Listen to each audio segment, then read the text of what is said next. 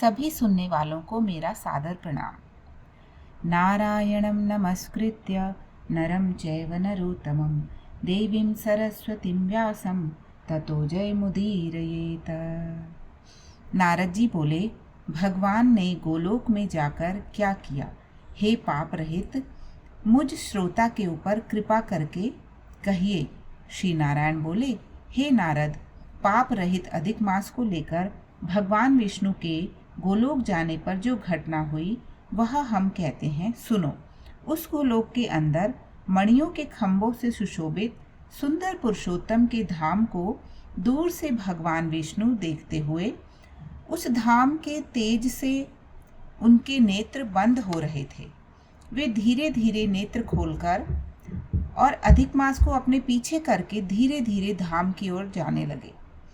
अधिक मास के साथ भगवान के मंदिर के पास जाकर विष्णु अत्यंत प्रसन्न हुए और उठकर खड़े हुए द्वारपालों से अभिनंदित भगवान विष्णु पुरुषोत्तम भगवान की शोभा से आनंदित होकर धीरे धीरे मंदिर में गए और भीतर जाकर शीघ्र ही श्री पुरुषोत्तम श्री कृष्ण को नमस्कार करते हुए गोपियों के मंडल के मध्य में रत्न सिंहासन पर बैठे हुए कृष्ण को नमस्कार कर पास में खड़े होकर विष्णु बोले, वंदे विष्णुं गुणातीतं गोविंदमेकाक्षरम् अव्यक्तं व्ययं व्यक्तं गोपवेशविधायिनं किशोरवयसं शान्तं गोपिकान्तं मनोहरं नवीननीरदश्यामं कोटिकन्दर्पसुन्दरं वृन्दावनवनाभ्यन्ते रासमण्डलसंस्थितं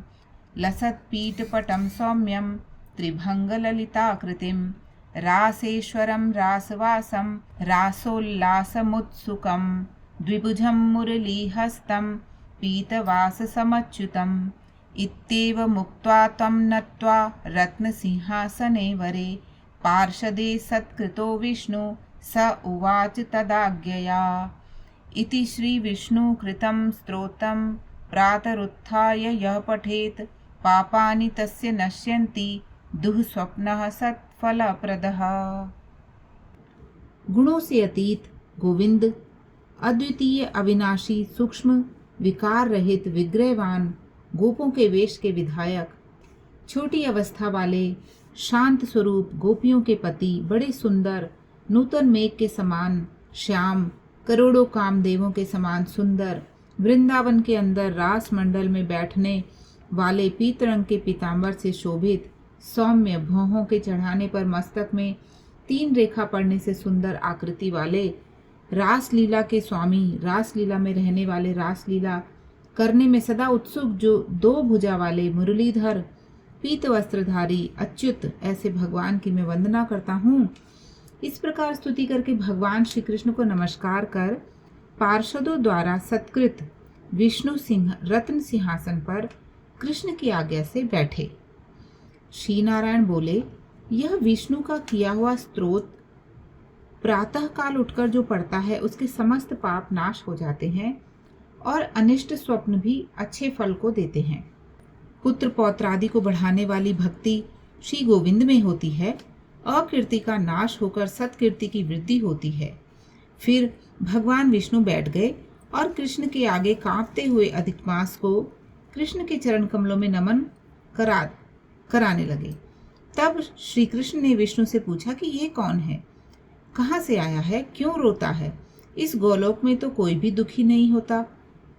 इस गोलोक में रहने वाला तो सर्वदा आनंद में मगन रहते हैं। ये लोग तो स्वप्न में भी दुष्ट वार्ता या दुख भरा समाचार सुनते ही नहीं। अतः हे विष्णु, यह क्यों कांपता है और आंखों से आंसू बहाता दुखित हमारे सम्मुख किस लिए खड़ा है? श्री नारायण बोले, नवीन मेघ के समान श्याम सुंदर गोलोक के नाथ का वचन सुन सिंहासन से उठकर महाविष्णु मलमास की संपूर्ण दुख गाथा कहते हुए श्री विष्णु बोले, हे वृंदावन की शोभा के नाथ, हे श्री कृष्ण, हे मुरलीधर, इस अधिक मास के दुख को आपके सामने कहता हूँ, आप सुने। इसके दुखित होने के कारण ही स्वामी रहित अधिक मास को लेकर मैं आपके पास आया हूँ। इसके उग्र दुख रूप अग्नि को आप शांत करें। यह अधिक मास की संक्रांति से रहित है, मलिन है, शुभ कर्म में सर्वदा वर्जित है। स्वामी रहित मास में स्नान आदि नहीं करना चाहिए। ऐसा कहकर वनस्पति आदियों ने भी इसका निरादर किया है। द्वादश मास कला क्षण अयन संवत्सर आदि सेश्वरों ने अपने अपने स्वामी के गर्भ से इसका अत्यंत निरादर किया है।